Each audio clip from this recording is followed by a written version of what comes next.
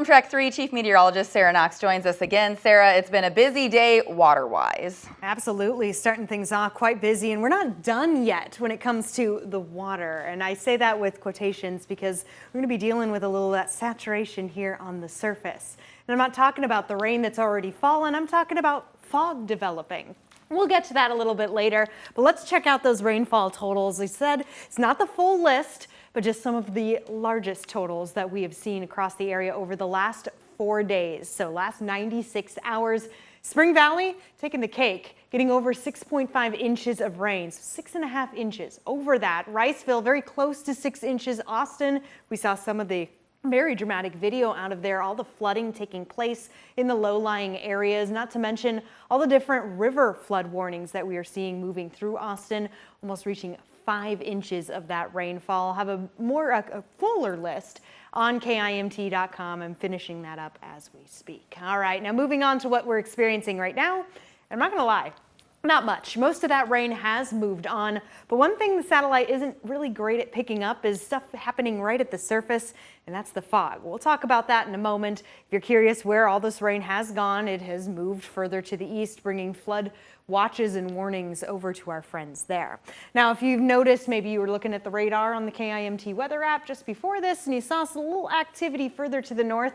It's there, but it's going to start encountering this right here. So building high pressure that will more or less stop that before it comes our way. We might see a little of the extra as it comes through earlier tomorrow morning, but nothing too crazy. Now on to the fog. Not all of us experiencing it yet, but even just driving through the city here in Rochester, I did notice a little bit of those clouds sitting close to the ground, especially over kind of more wide field areas. And we're definitely seeing it across the driftless. Look at Preston, down to a half mile of visibility right now. Rochester even starting to see some of that impact. Now this is at the airport. That's important to note. Hasn't spread too wide across the area. Futurecast is doing a decent job of picking up a lot of that fog right now, but look at this, gets much more widespread as we come into tomorrow morning. Visibility will be impacted throughout the morning hours. It's a little difficult to see, but maybe you can see it's a little whiter in some places.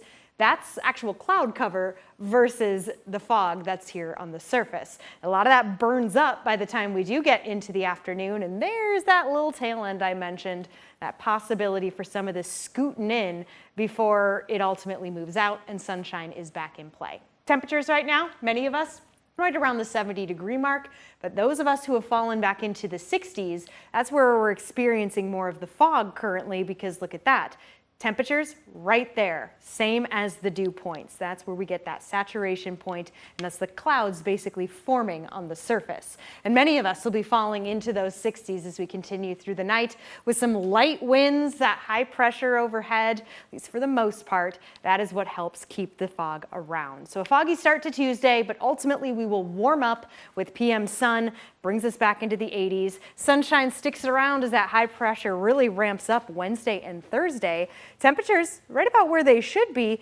Better news is dew points will be going down, but the cool down, we're not talking about it even quite yet. Despite temps falling back into the 70s, we're looking ahead. We're looking at August 23rd to the 27th.